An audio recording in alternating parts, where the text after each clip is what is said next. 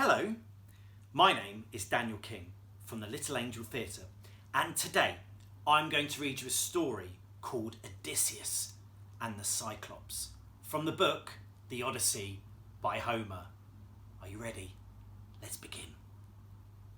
Long ago, in ancient Greece, there lived a king called Odysseus, son of Laertes.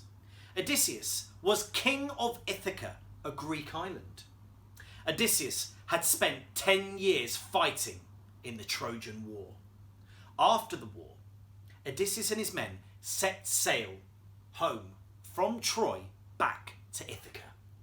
Their desire to return home, known as Nostos, was extraordinarily strong, but sadly they would not return home for an exceptionally long time. Odysseus claimed that he had won the Trojan War without the help of the gods. This angered Poseidon, god of the sea, so he made sure that as Odysseus and his men journeyed home, their sails would be continually blown off course. After battling through stormy seas and strong winds, all courtesy of Poseidon, they came across a mysterious island. On this island there lived a civilization of one-eyed giants known as Cyclops, who would eat humans if given the opportunity. Odysseus and his men were weary from their time at sea and decided to venture onto the island.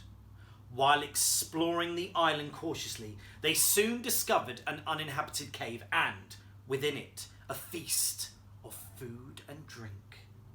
They were extremely hungry and ate and drank to their heart's content.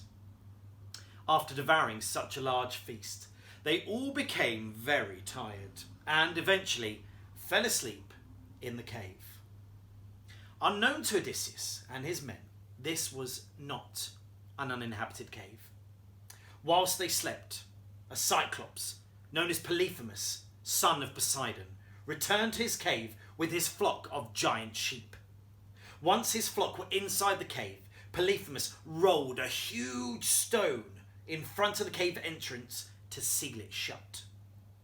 As the Cyclops made his way deeper into the cave, he discovered two of Odysseus' men sleeping, and quick as a flash, he scooped them up into his mouth and swallowed them before settling down and falling asleep. Odysseus saw his men eaten by the Cyclops, but was too afraid to do anything and remained hidden throughout the night. Early the next morning, Polyphemus awoke and discovered two more of Odysseus' men, and swiftly scooped them into his mouth and swallowed them whole again. Then Polyphemus made his way to the cave's entrance and rolled back an enormous stone and guided his flock of sheep out to graze. He rolled back the enormous stone and sealed the cave shut, trapping the men inside. Odysseus quickly devised a plan with his remaining men, who carved an enormous piece of wood into a sharp spear before the Cyclops returned.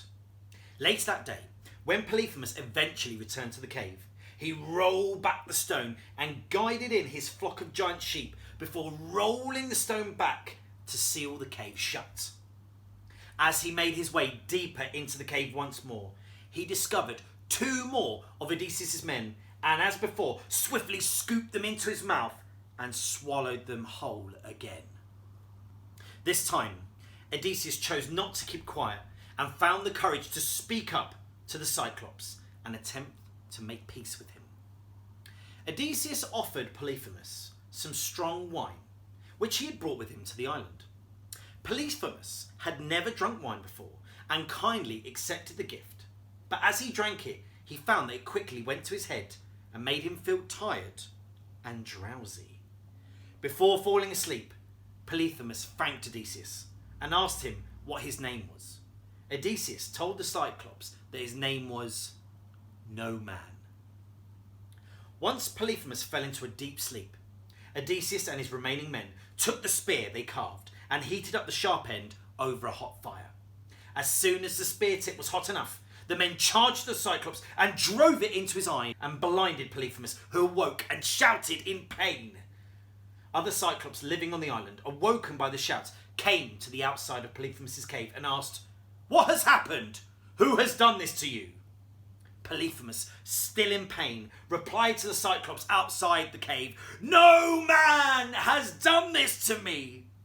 No man has blinded me."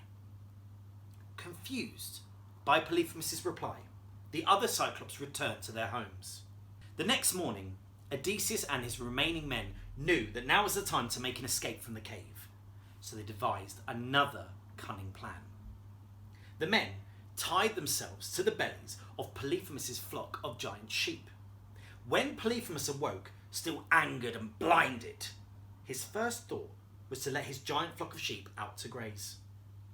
Before the Cyclops rolled back the giant stone, he stroked the backs of all the sheep to ensure none of the men escaped upon them. Feeling nothing but soft fleece, Polyphemus allowed the sheep out of the cave to graze. Odysseus made sure all his remaining men were securely attached to the bellies of the sheep and safely out of the Cyclops' cave before grabbing onto the fleece of the last sheep to leave. Once the final sheep was out and Polyphemus had stroked its back one more time to be sure the men were not riding out upon their backs, he rolled the stone across the entrance, sealing it shut.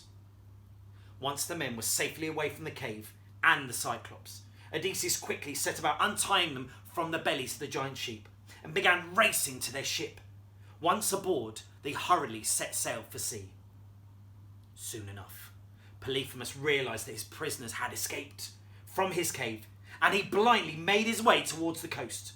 But when Polyphemus reached the harbour, it was too late.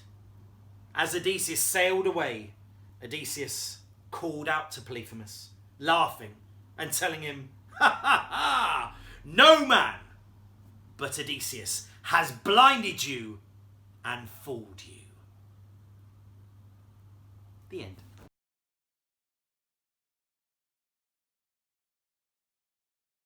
Polyphemus, it's doing really well there. Of Odysseus' men, of Odysseus' men.